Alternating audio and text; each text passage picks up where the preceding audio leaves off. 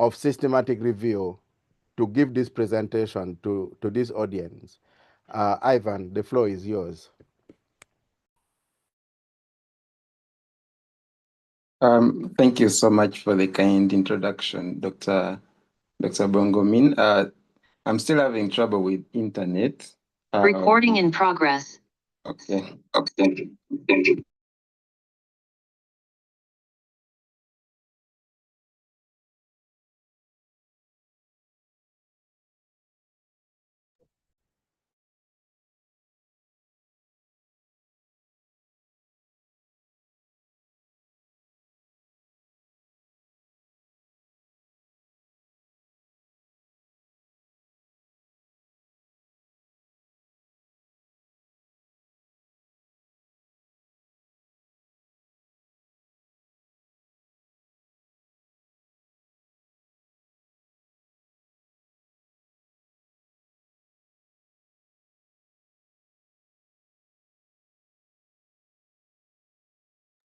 Guys, have we lost Ivan?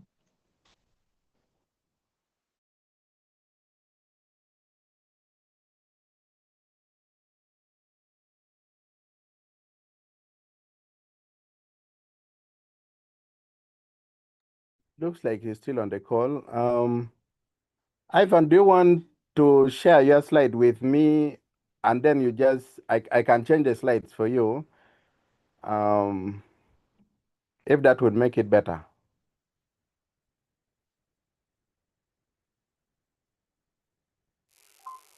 When he gets on, I think I'll also assign him a host right to help him with other privileges.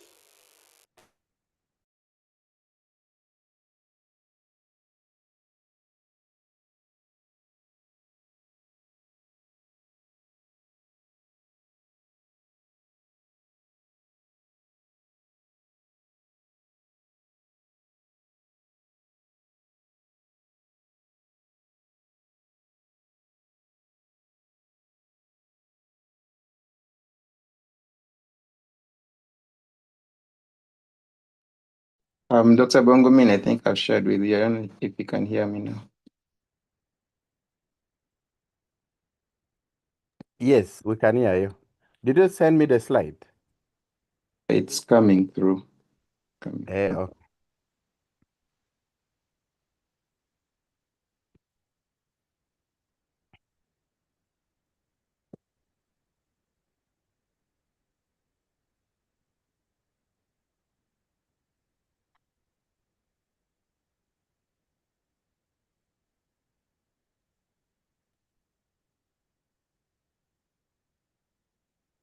So as we work on the slides, I want to guide that for everyone who enters for this meeting, we kindly request that you sign in for CB points. CB points for each and every meeting, 2 points per every week CME that we do.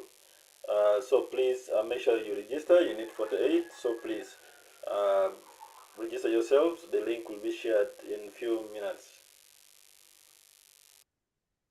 All right, Bongomin, you can share. I've sent it to your inbox.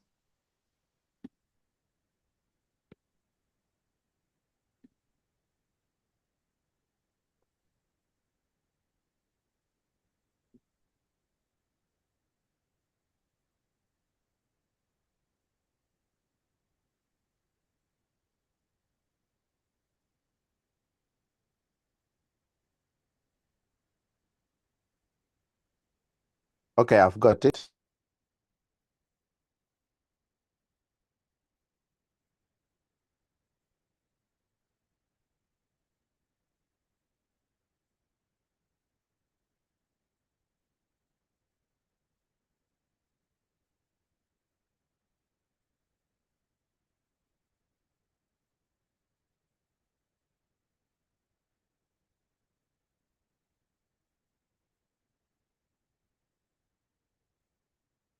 Good. I guess everyone can see now.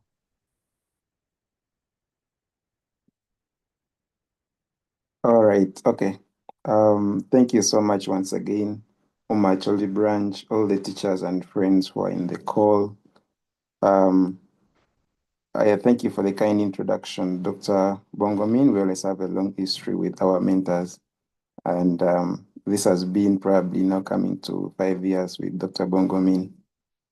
So today we shall just look at systematic reviews and meta-analysis. However, this is not enough. One session is not enough to learn everything. So it's more of pointing to the directions of where we should look at and maybe laser focus as to where and what not to do and what to actually do. I think we can move to the next. So probably after this session, this could be our outcomes. You should be able to talk about systematic reviews properly. You should be well conversant with the pipeline, the stages and all those steps you could follow. You should be having an idea of how to build a focus research question in regards to systematic reviews and how and where to make some searches.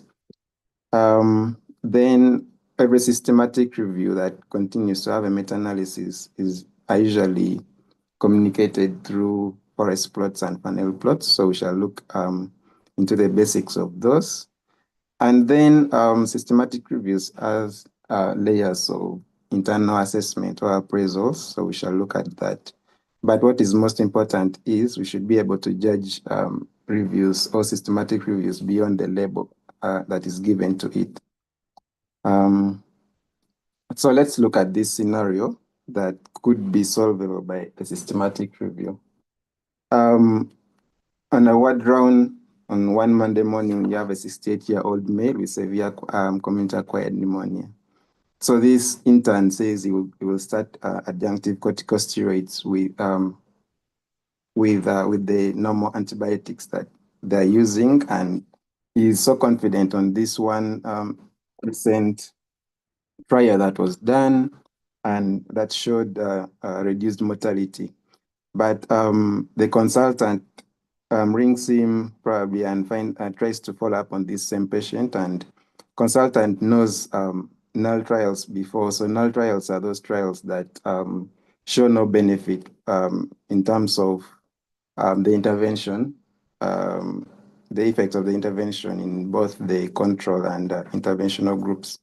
So he recalls that there are so many null trials before, and he fears for effects like hyperglycemia and secondary infections, and asks the intern to stop the drugs immediately. So the actual systematic review question here that could be answerable is, in adults with community-acquired pneumonia, do corticosteroids reduce mortality, and for whom? So one trial, all these, the two parties are basing on single trials or even multiple from before, but really one trial is not enough to answer questions as such. So this is where now we need proper appraised and synthesized evidence to help harmonize the ideas between the two medical specialists, or in the intern and the consultant. Next slide. So this is really the central dogma of systematic review. If we recall our protein synthesis, we know that we start from the DNA, then the messenger RNA carries the information to make the proteins. So as well, a systematic review must start from the protocol towards the manuscript, but not backwards. So you don't want to form your albumin and you remember, oh, it's not functional, I should add something. So your protocol comes first to guide how your final manuscript would appear. So the first step is coming up with the research question, which you shall see how it is usually framed.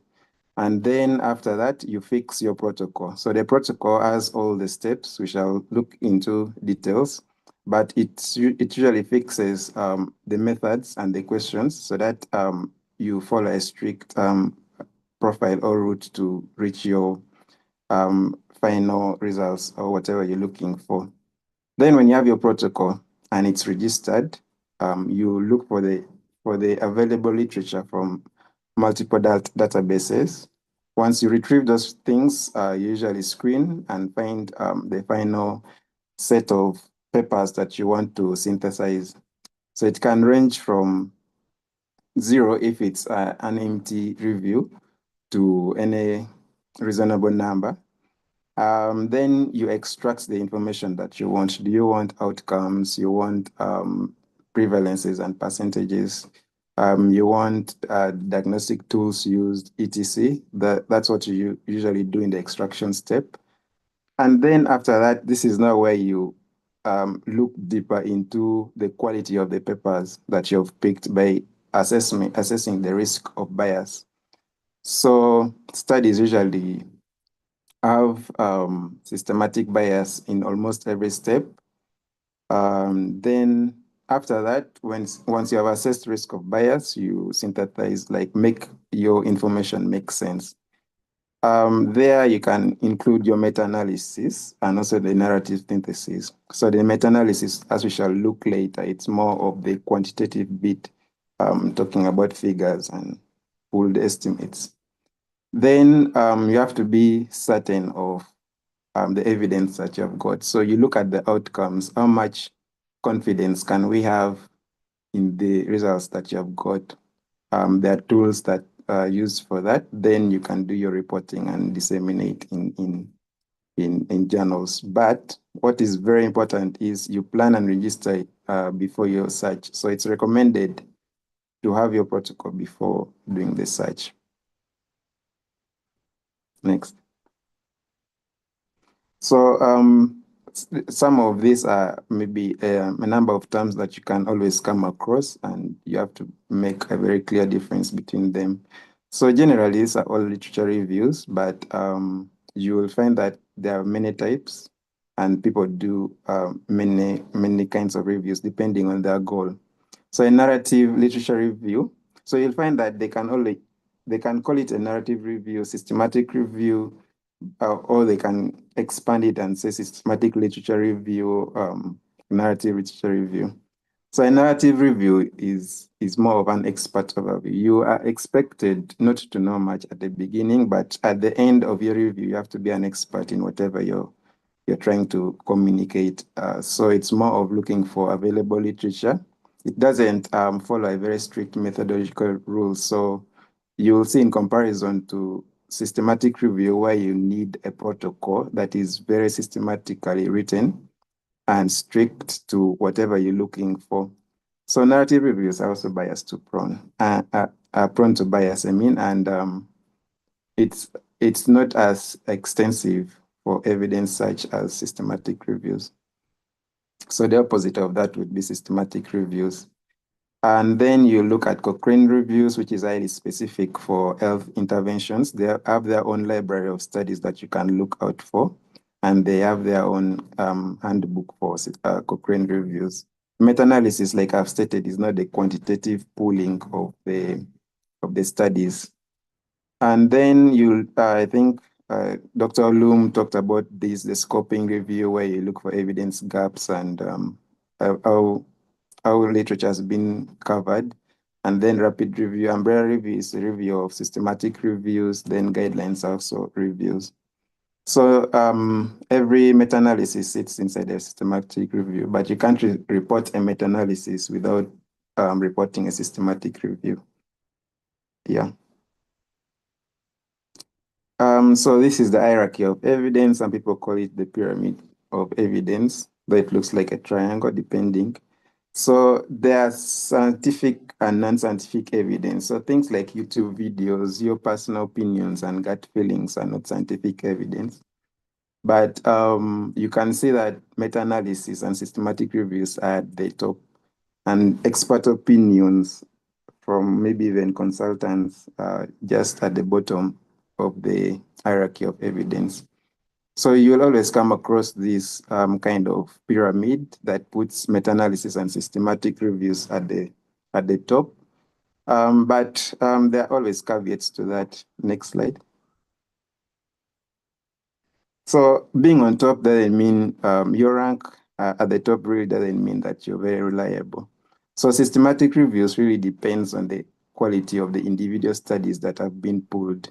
So you can even find that one proper strong RCT can outweigh a systematic review, depending on the quality of the individual studies that have been pulled. So always interpret the things with caution. Being on top doesn't mean it's a quality label, or doesn't mean you're the most reliable strength of evidence out there.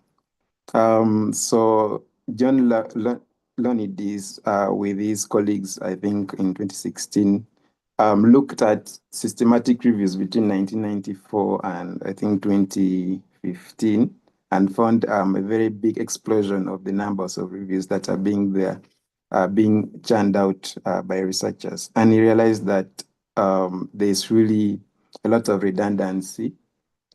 There's a lot of overlapping reviews. People are just repeating what has already been done before. And so you'll find out that he made suggestions like people should publish living systematic reviews. By saying living, that means systematic reviews are updated from time to time. So when evidences come, they update the review so that at least these things are not repeated by other researchers. And so that's really what much literature is redundant is, and always be careful while interpreting systematic reviews. Some are just put there with no real evidence gap that they're covering. So we have talked about the rest of this. Let's move to the next one. So these are now the stages that you shall take while writing a systematic review. So you have to formulate your question. So all these short forms like PICO, that's population intervention, comparison group and outcome. So it is best for quantitative questions. And then PICO, the second one, the CO is the context. Then E, wherever you see E, especially in PO and PICO, that's the exposure. And then there's SPIDER and PRID. So all these are like sections of research questions that you must put that would help you and direct your eligibility criteria and methodology, and really the output that you'll have. So for example, our question, we had adults with hospitalized adults with community-acquired pneumonia as our population. Then the intervention was adjunctive steroids, of course, with antibiotics. Then the comparison group are getting the normal usual care antibiotics with maybe a placebo. And then we're looking for mortality. So the argument between the intern and the consultant was the benefit of mortality of the corticosteroids. So the 30-day mortality is what we're looking for. And any other arms that are associated is the patient developing secondary bacterial infections or hyperglycemia. Then, so you specify the studies that you're looking for. These people are arguing about randomized controlled trials. So that's really the sections of the research question that you must always come up with while trying to think of a systematic review. So once you have all these sections of PICO, PEO, or PECO, depending, filled up, then you can turn it into an actual research question. Yeah, so I've already stated the questions, they fix the eligibility, the search and analysis. So after making your question, you register your protocol. So you have something called the Prospero. And there are guidelines that direct the reporting of your protocol. So there's also open science framework that you can register. Normally, when we're doing observational studies, we write our protocol and take it to the IRB and defend and get the approval number. So for systematic reviews, this is what we look at. We register with Prospero, and it's usually registered before we start any activity that's related to the paper, like screening or even looking for the information. Though you can't just blindly register without making your background search. So you can always have to look for, is there a gap? Am I not doing something that has already been done? But a formal final database search and screening shouldn't have been started before you register it. Then there's a PRISMA guideline that I've attached here, which will always guide you. It's a checklist that will always guide you on what to include and what to not. Yeah, like we said, you don't want to produce your defective albumin and start fixing things to make it look good. So a protocol prevents story fitting at the end. Yeah. So after your registration in Prospero, you now move to, so I expect us to be writing down a few key things, yeah? Like Prospero, because those are a must, you can't run away from them. Then now you have to know the databases. So you look for where the literature is. We have free databases and others that are paid for. So PubMed is what we have, almost all of us have access to for free. Then MBase, Sinal, Web of Science, and the rest. So there are broader databases and also regional databases. So if you look at African Journals Online, AJOL, and LILACs is for Latin America. So those would be having more studies from specific regions. For example, if you are maybe liberal enough to include studies from Spanish-speaking countries, Portuguese-speaking countries, you look at their databases and extract the studies. Of course, you'll have to use a translator or translation for those studies. Then you derive, so this part of database search, I would request U.M.A to maybe call someone maybe in a later time and maybe go deeper into how to do database searches, because it's a whole confusing kind of thing, and everyone has to have that skill of doing database searches, especially on PubMed for beginners. Then there's something called medical subject heading, the mesh terms that is used in PubMed.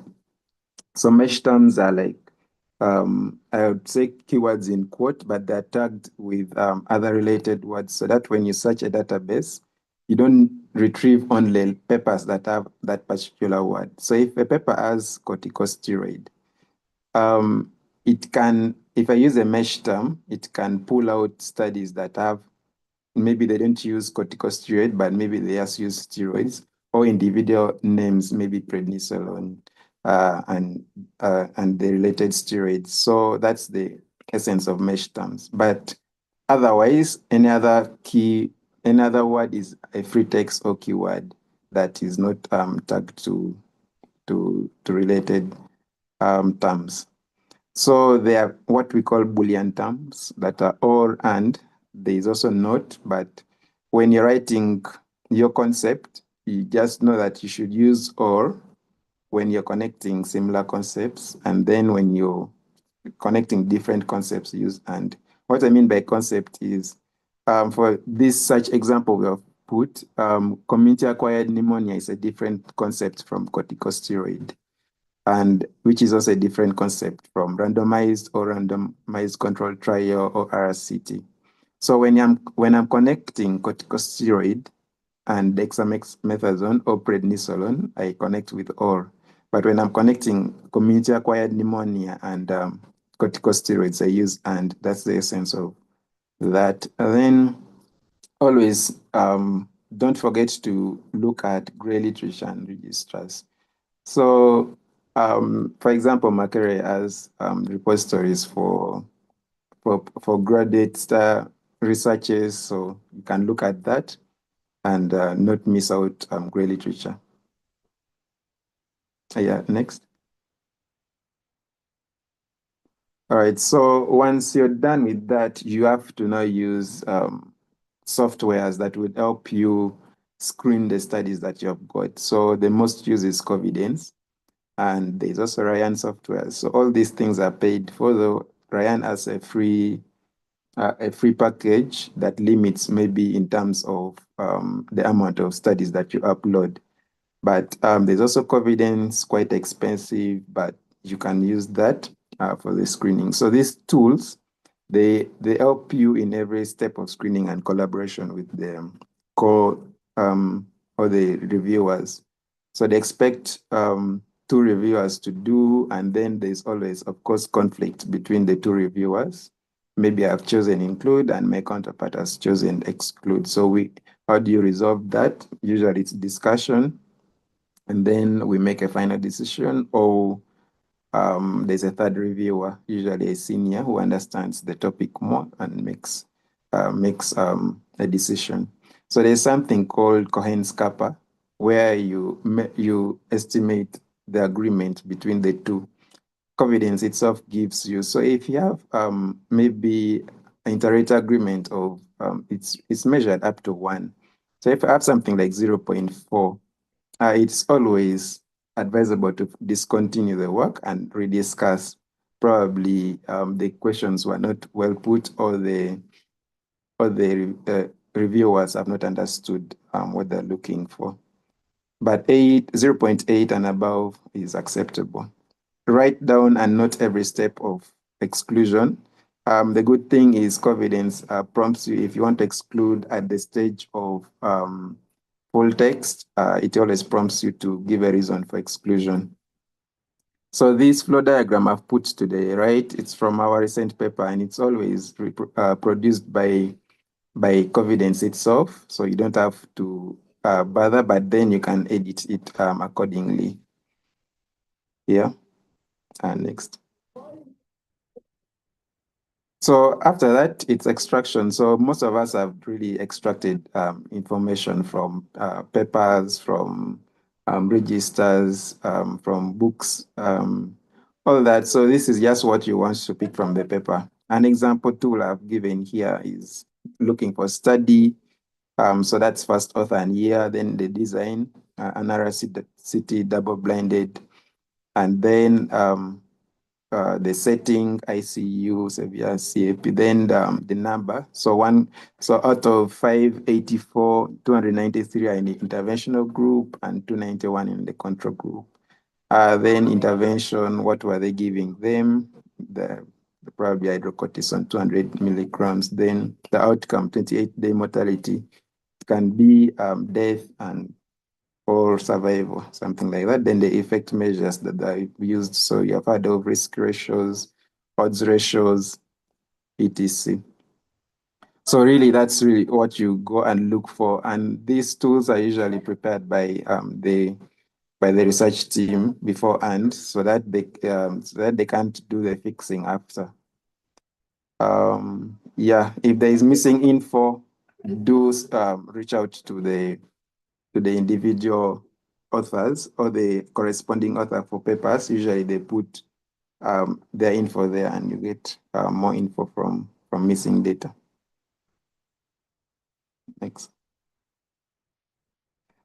So after that, now this is internal appraisal of the studies that you have got.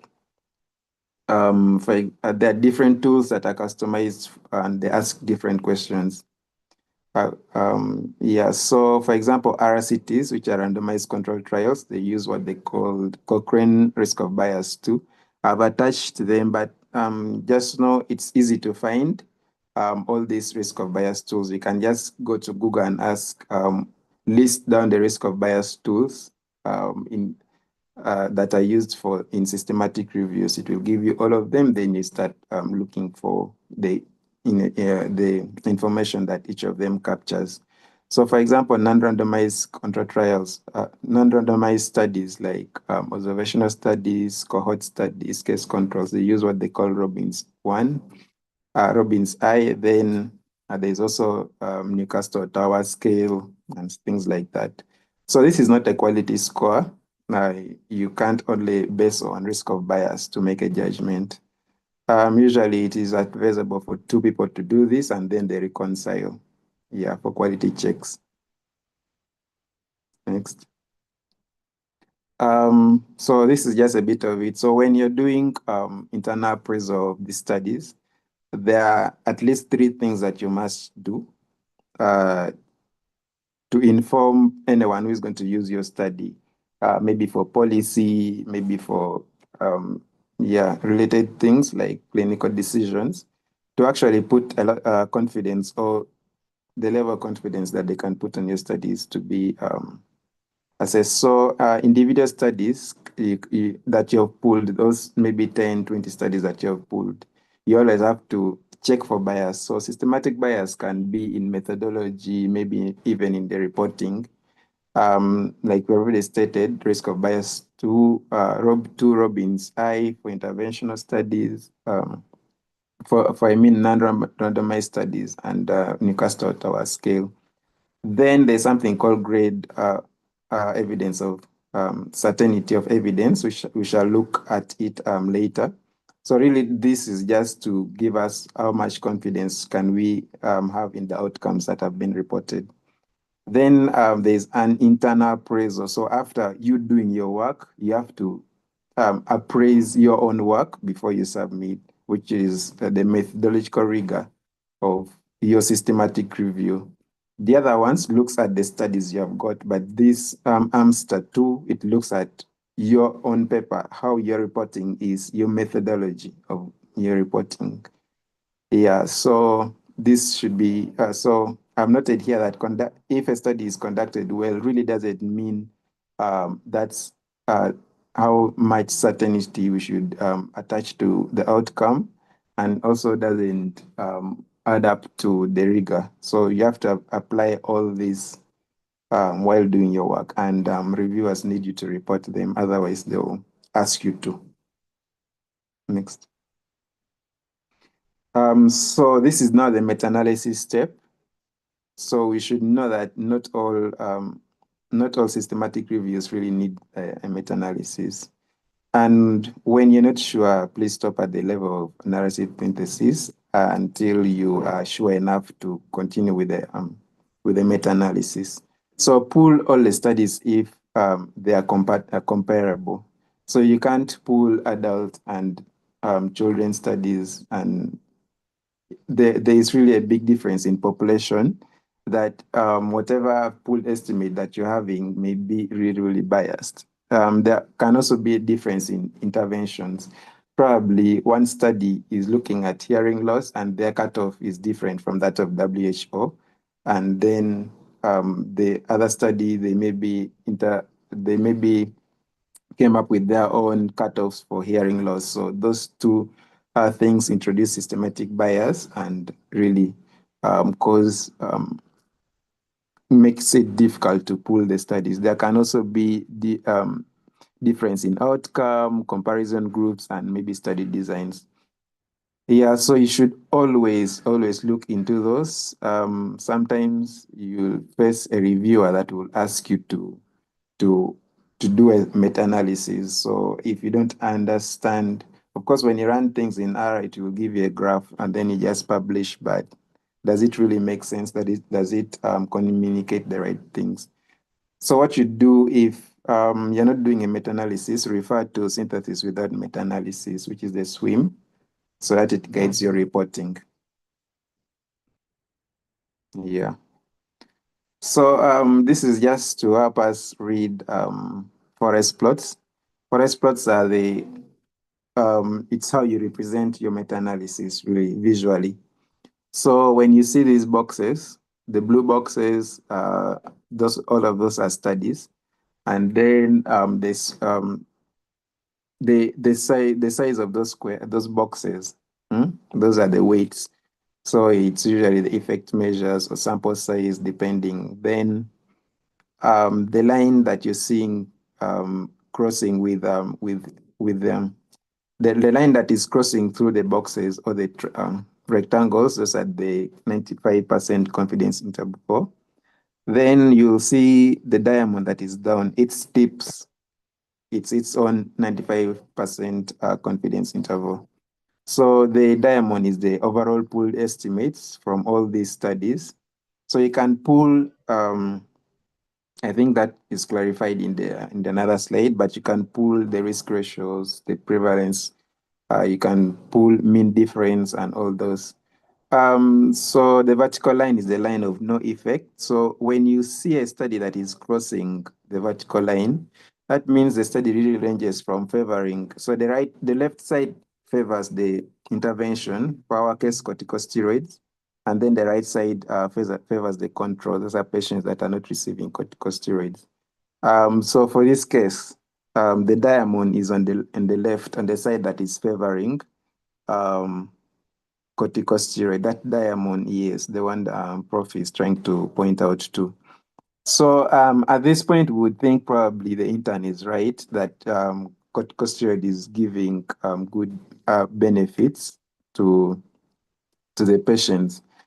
But really, you can't stop at this to what? To make a clinical judgment. So remember, we said there is also certainty of evidence and etc. Then, so the other thing is when this diamond crosses the line of, when the line of no effect, that vertical line crosses the diamond, it really means that when that is at the middle, that it really means that the evidence ranges from favor.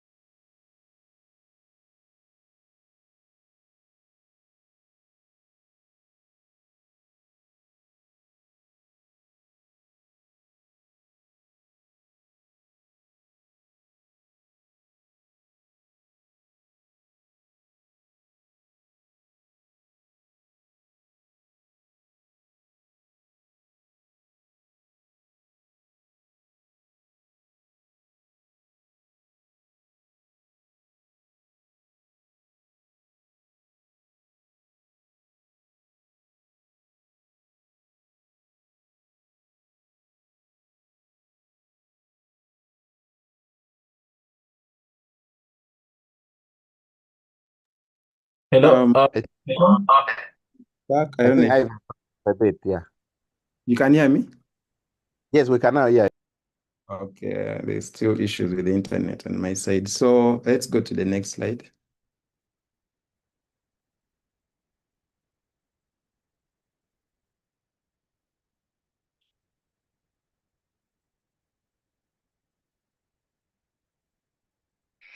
Okay, so this is further details on how to interpret this. So we're looking at certain matrices that we usually... Excuse me, Dr. Pitua. Yes, please. The last part of the previous slide, you are finishing and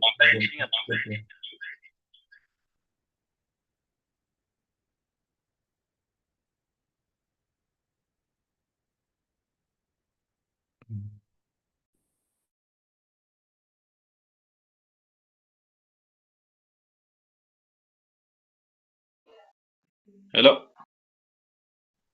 Yes, I can get you. You said the last slide on. Hello?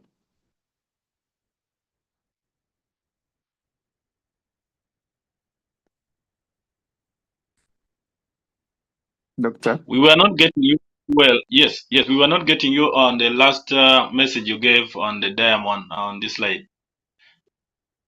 Okay, so let's do the diamond again. So the diamond is the overall pooled estimate that you get from all the studies that you have done. So usually you pull the risk ratios, the odds ratios, the prevalence ratios, mean difference. Yeah, so this diamond, its tips, okay? One end to the other is its confidence interval.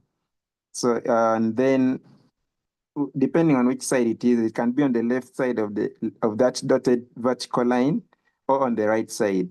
So on the left side, it's the side that favors the corticosteroids or the side that favors the intervention.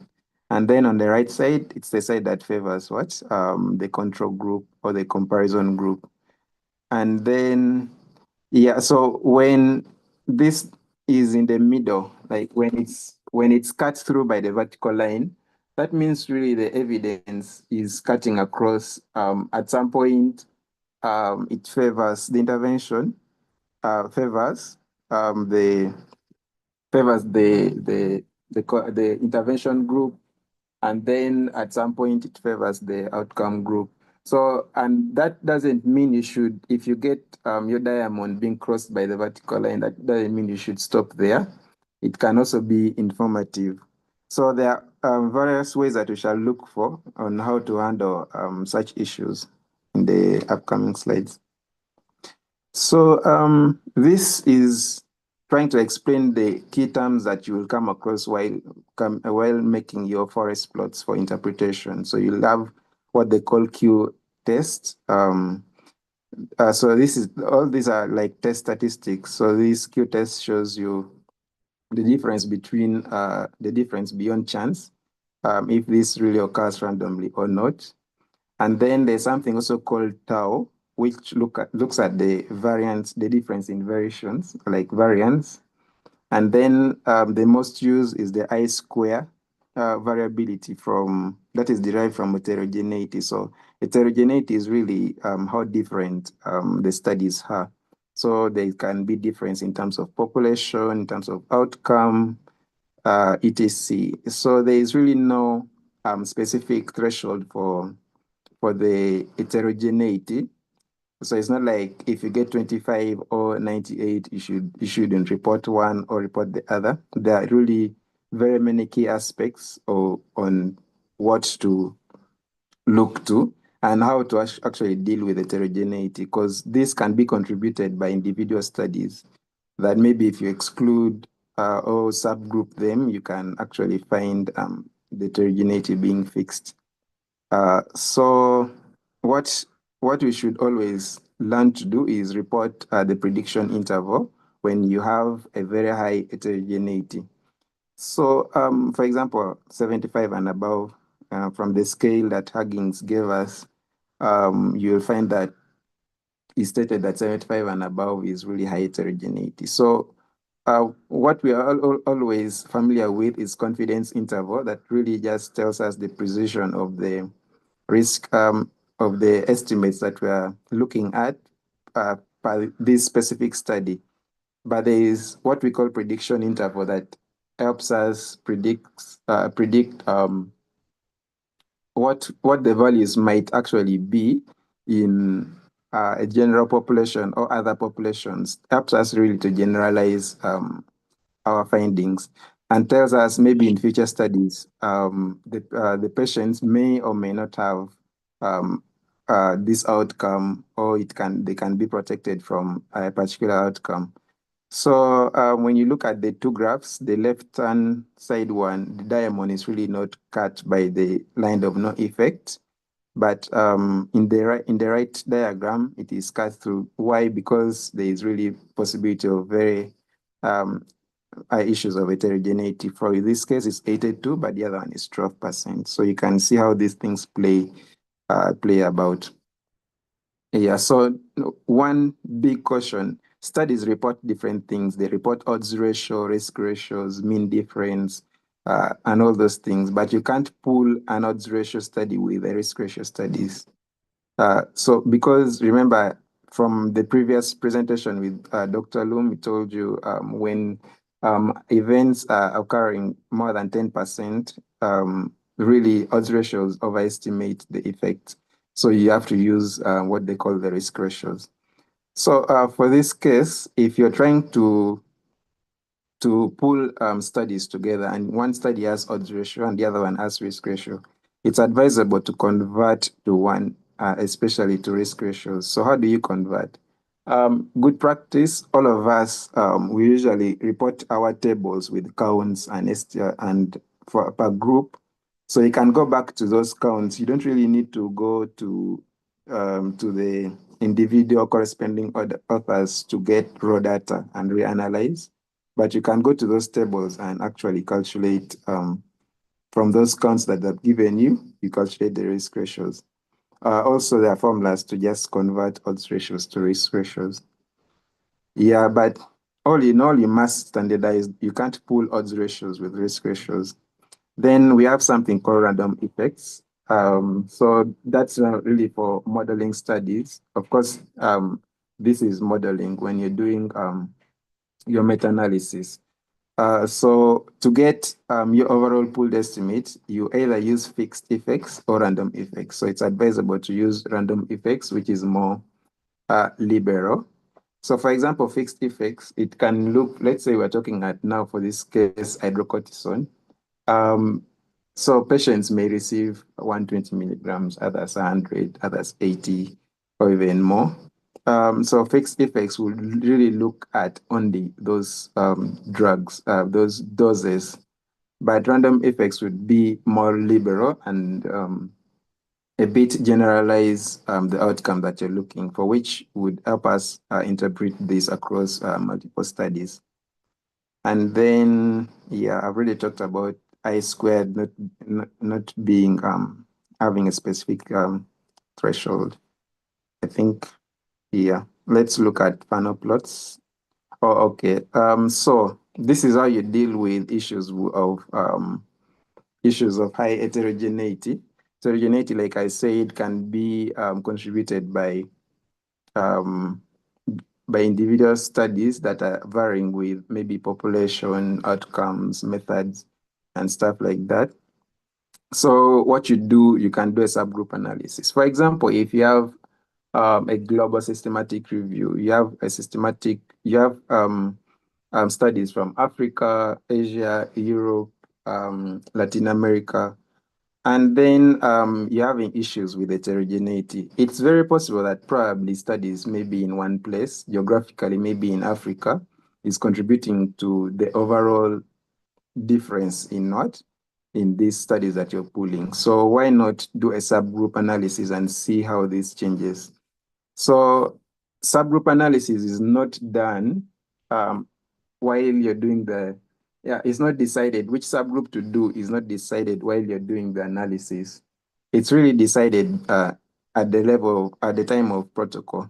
So we discourage post hoc subgroup, which is termed as the Texas sharpshooter fallacy, whereas someone has maybe hit a target and then it tries to make that an actual target, yet really it wasn't. So they try to make the bull's eye around where you've hit. So you're making decision now after you've discovered something, yet your study wasn't exploratory.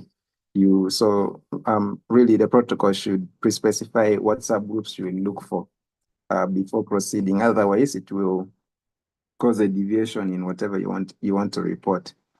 And then you can do a sensitivity analysis. Remember, we did risk of bias assessment. So it really tells us which studies are bringing issues. So we can drop those studies and see how the overall estimate is. Then what they call meta-regression. Excuse me. Which really yes, please. Dr. Pitua, housekeeping. You have seen it's 7 p.m. and that's our limit time. I don't know how much minutes you be added. I think let's do 6 minutes. I'll just rush through the remaining parts. So this is the most confusing part. Let's just finish this.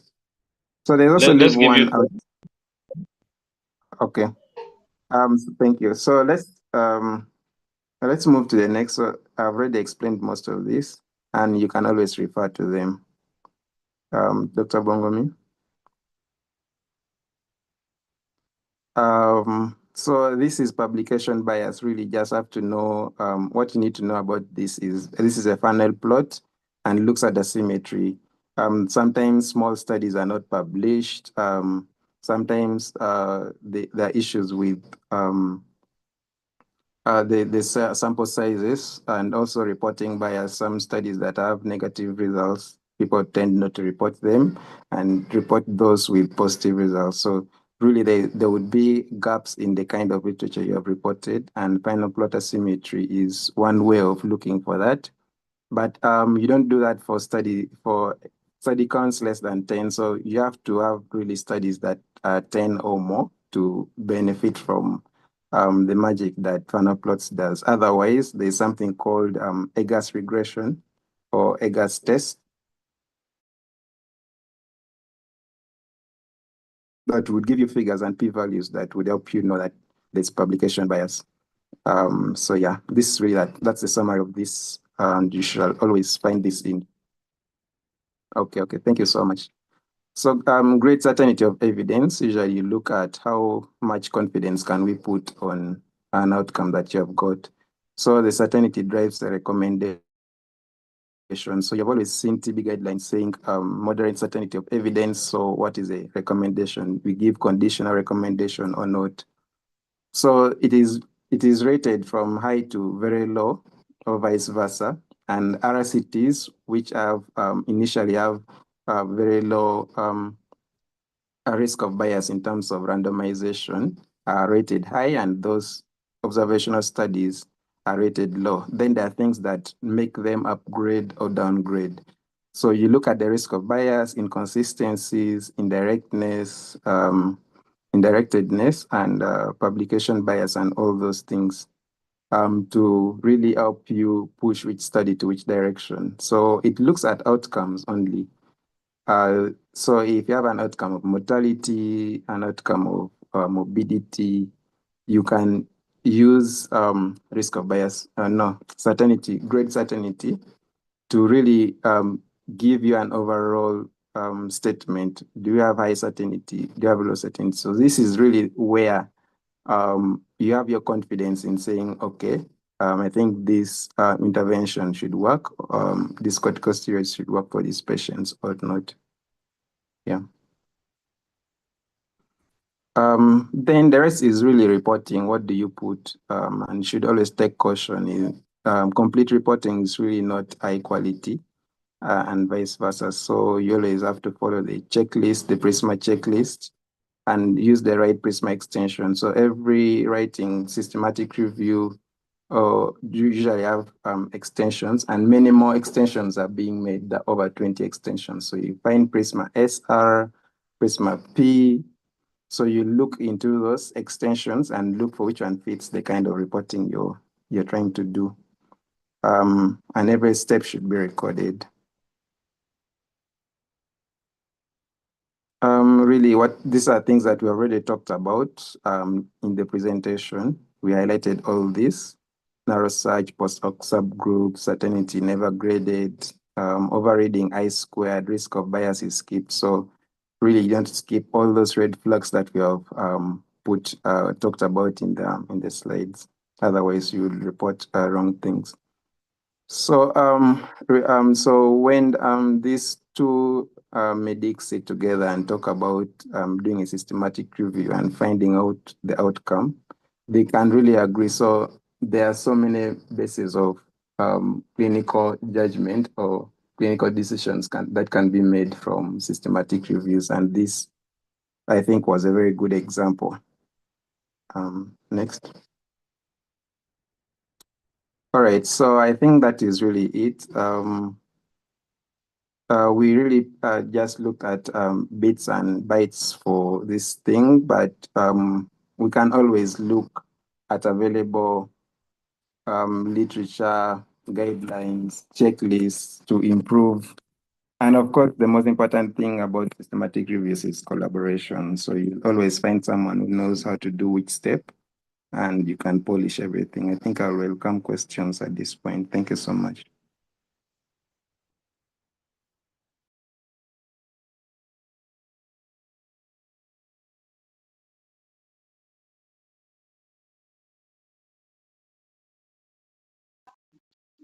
Yeah, thank you very much. In the chat, we haven't seen much questions. What we are realizing in the response is that we should give you more time so that we understand the systematic review, and then see how can also be used. And also we have people asking, can we have a practical example?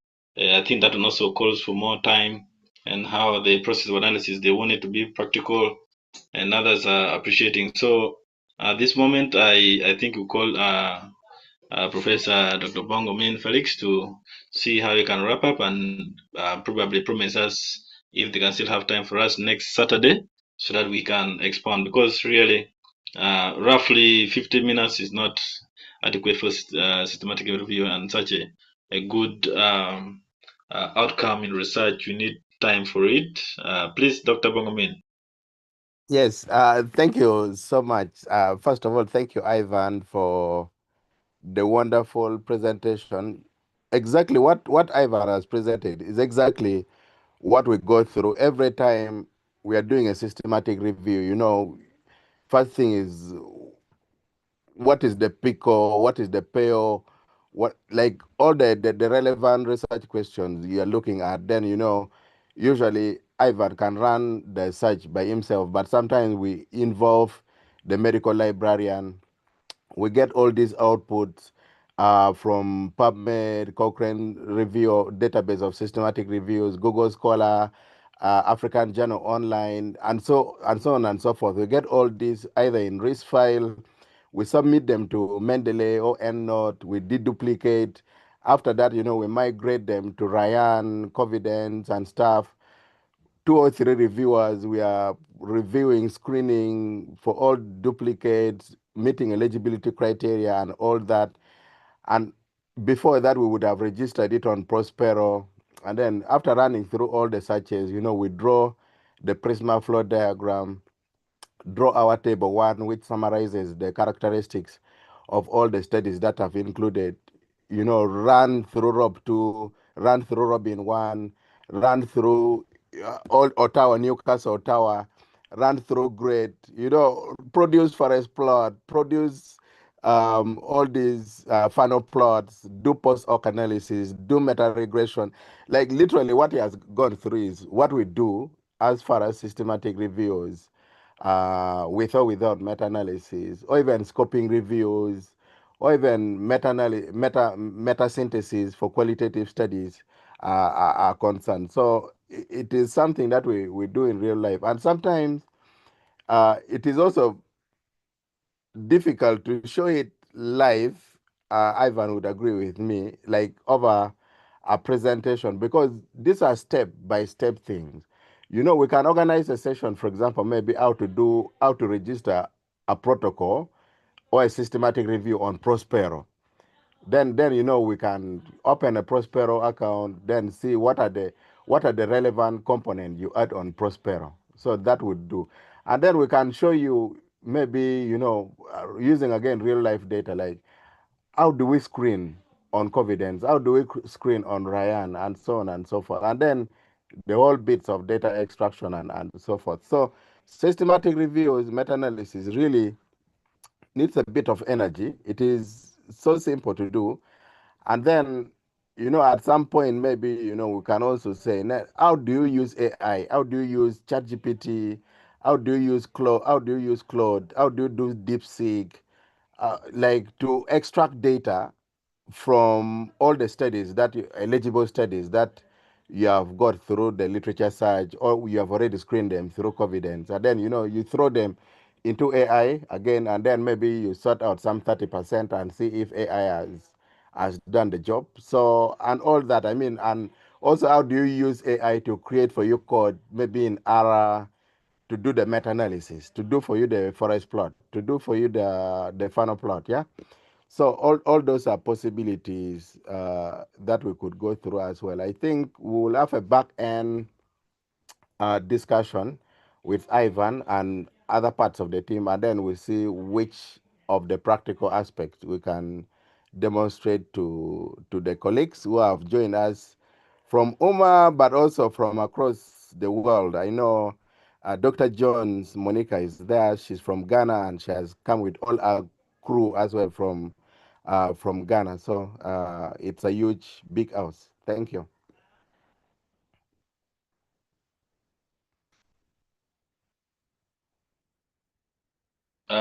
Thank you. I'm seeing also someone called 1% in the call. Thank you very much, Dr. Petua Ivan, Dr. Bogomin, for taking us and then making sure that we improve our skills in research. The back-end discussion will be done and already is being done.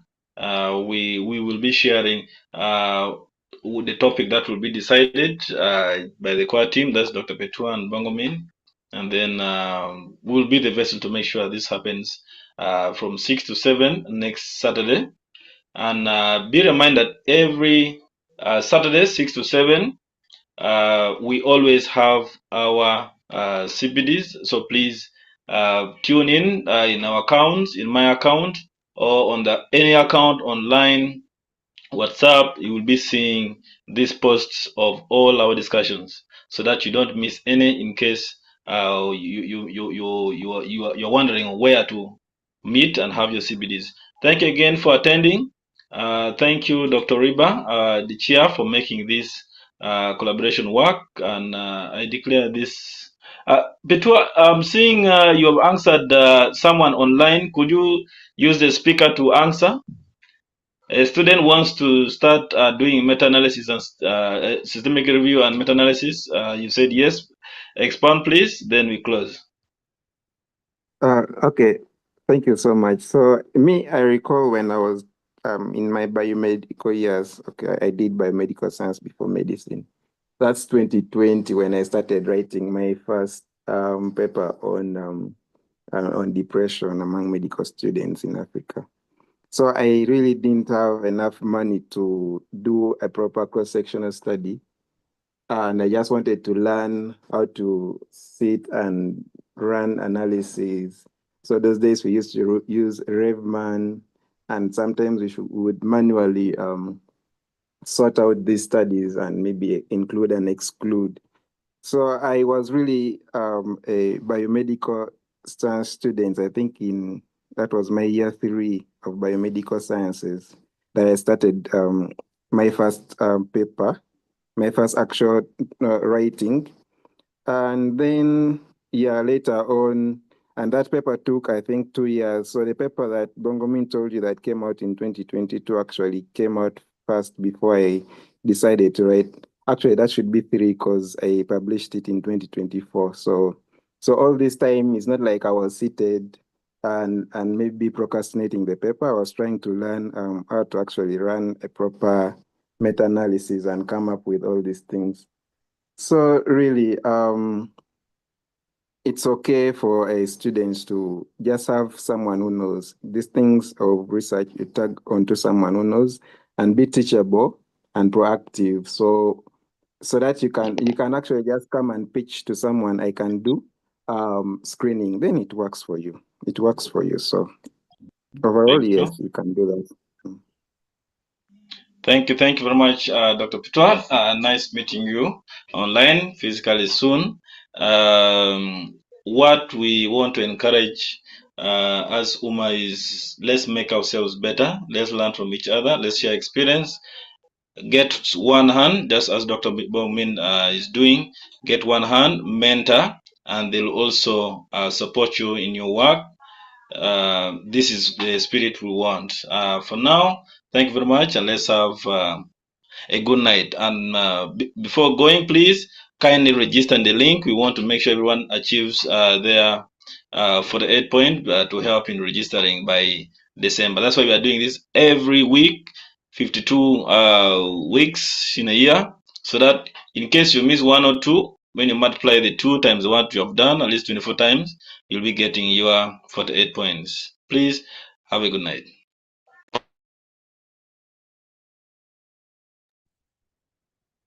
Good night. Bye bye, fellow. Bye bye, For the Lord. everyone. Yeah. Bye bye, everyone.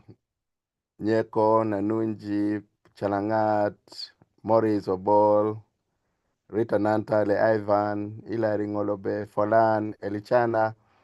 Elichana, are you logging in from Kigali or from Uganda?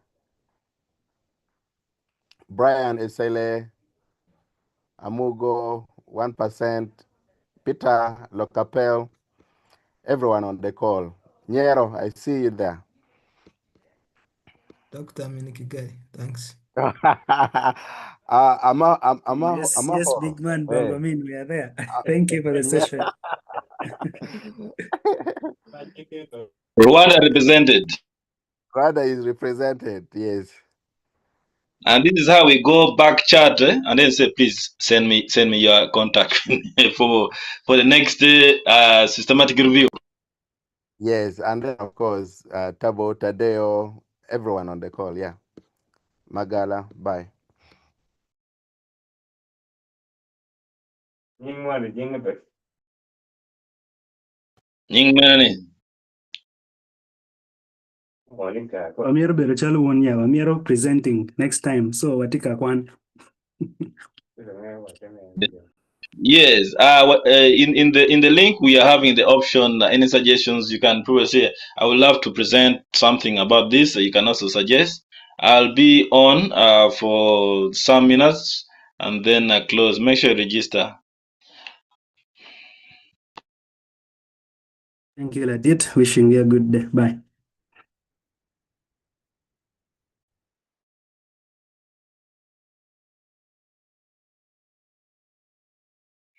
Latiang, greetings to Kalon team.